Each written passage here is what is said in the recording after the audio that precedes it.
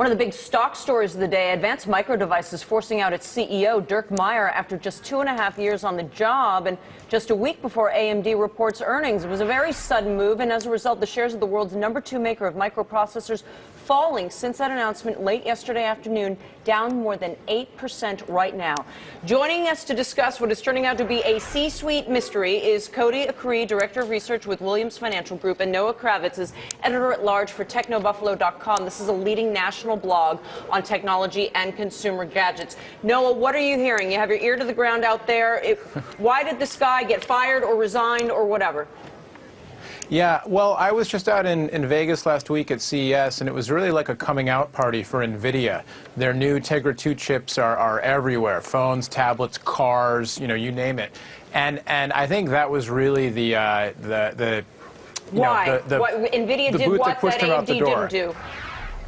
Well, NVIDIA's got, the new flagship products from, Motorola, on Verizon, on AT&T, the new Google tablet, the first, ever real Google tablet, all have the NVIDIA chips in them. They've been building these chips specifically for mobile applications, and AMD just has been trailing in that space, let alone the problems they've been having competing with Intel's Atom chips, which have been in netbooks everywhere, and they haven't been keeping up. Cody, what do you make of this move in the stock? I would think analysts and investors would, I don't want to use frightened, but you wake up and the guy has just been pushed out, resigning effective immediately without a whole lot of explanation. It usually means that there's something coming, there's another shoe to drop. How worried are you about it?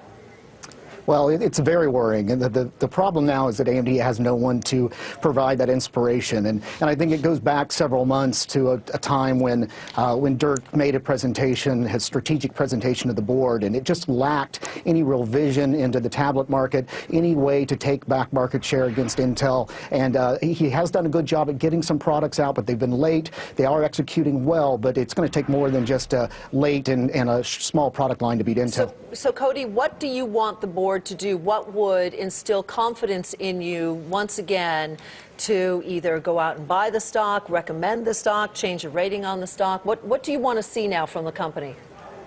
You have to engender confidence, and that's the problem, is without some kind of charismatic leader that can really define a strategy that makes sense, and not just we're going to roll out new products at a timely manner and try to beat the guys out there that are doing well. You've got to give them something different, and that's going to be an awfully large nut to crack. Noah of TechnoBuffalo.com. Would this potentially put AMD in play? Would what put them in play? Having a leader who can define their strategy? The abrupt, you're pointing to we're looking at a stock that's down nearly 9% today. It sells at $8 a share. You've just fired your CEO. You say they're losing in key marketplaces right now. This feels like they've always been a second fiddle to Intel. So does a Taiwan company or a Korean company come in and buy them? I'm not the stock guy, I'm the gadget guy, but it makes perfect sense to me. As you said, the key places, mobile is hot, tablets, that whole thing that was all the news coming out of this year. And yeah, it would make sense from my standpoint for them to be absorbed. From the financial standpoint, that's not my area, but certainly in what's hot right now, absolutely. Well, let's turn that to Cody. There are a lot of companies out there, especially in the tech space, Cody, that are sitting on oodles of cash. Would AMD, what would AMD bring to the table that would make it an interesting acquisition target, or have they missed the boat so much that they would not be eligible to be acquired by a company?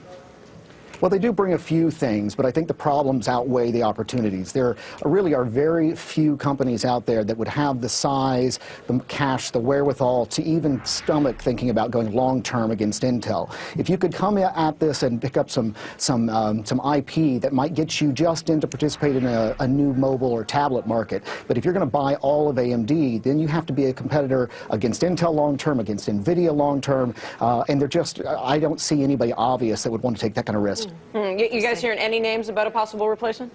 Either one of you? No. No. Well, no, again, you'd have to be a big name to take that risk. Not you Why don't you guys, apply? I guess the next question is, shouldn't you be hearing news about a possible replacement to engender confidence? Cody and Noah, thank you so much.